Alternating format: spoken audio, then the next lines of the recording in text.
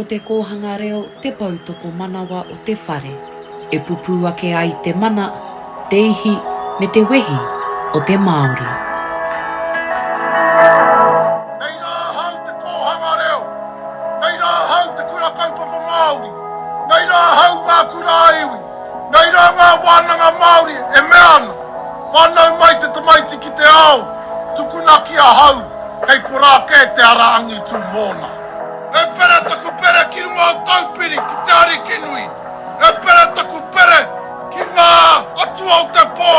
Kia tau tēnei māramatanga ki runga ki a koe. Kia tātou i tēnei rā.